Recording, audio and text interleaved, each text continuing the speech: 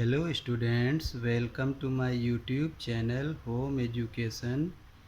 Today I am going to give you some specific uses of that. So are you ready? Listen very carefully and attentively.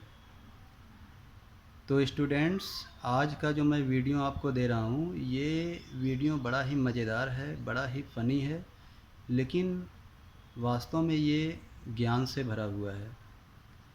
क्योंकि इस video में कुछ ऐसी बात है जो आपको हैरत में डाल देगी और आपको थोड़ा अच्छा भी लगेगा ये जान करके, ये सुन करके कि वास्तव में ऐसा भी होता है और हम लोगों को ये आज पता चल गया। और अगर आपको पता है तो और अच्छी बात है। देखिए, आप लोगों ने ये सुना होगा कि एक तीर से 3 शिकार किया। बहुत सुनते हैं आप, लेकिन आज आप ये जानेंगे कि एक दैट का 3 अलग अलग प्रयोग, या फिर एक दैट से 3 अलग अलग तरह के सेंटेंस बनाना। तो आइए मैं आपको दैट का प्रयोग, स्पेसिफिक प्रयोग बता दूं ताकि आप अच्छे से इसे सीख लें और अलग अलग तरीके के सेंटेंस आप बनाने में सफल हो जाएं। तो आप तैयार हैं? तो स्टूडेंट्स, सबसे पहले मैं आपको ये बताना चाहता हूँ कि मेरा टॉपिक है दैट। तो दैट का जो पहला रोल है, यह 3 रोल निभाता है।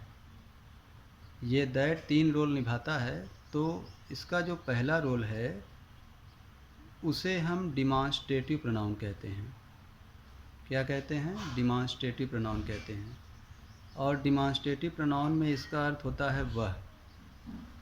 आप लोग अच्छी तरह जानते हैं। जैसे एग्जाम्पल देखिए, दैट इज ए फार्मर, वह एक किसान है। तो इस सेंटेंस में दैट को अंडरलाइन किया गया है, यहाँ पर दैट डिमॉन्स्ट्रेटिव प्रोनाउन है। ठीक है? तो इस तरीके से आपने दैट का पहला रोल सीख लिया। अब आइए दूसरे रोल की तरफ बढ़ें। ये जो दूसरा रोल है दैट, वो रिलेटिव प्रोनाउन कहलाता है। और जब ये रिलेटिव प्रोनाउन कहलाता है तो इसका हिंदी में अर्थ होता है जो। ठीक है? अब रिलेटिव प्रोनाउन क्या होता है? Relative pronouns are the words which makes subordinate clauses. It can make adjective clauses and defining clauses.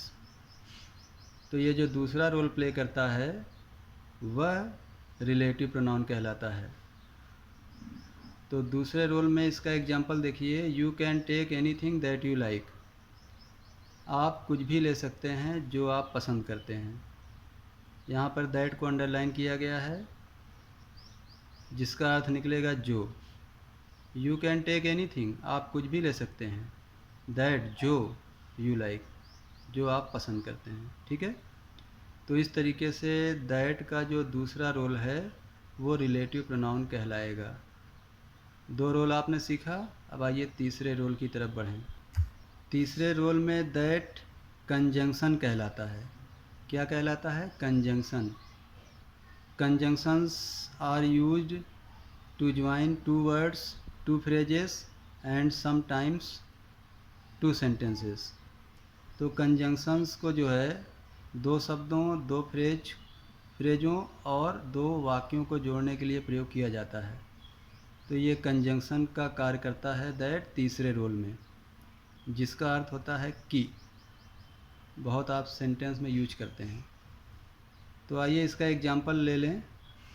तीसरे रोल का एग्जांपल ले लें। The beggar said that he was ready to sell his land.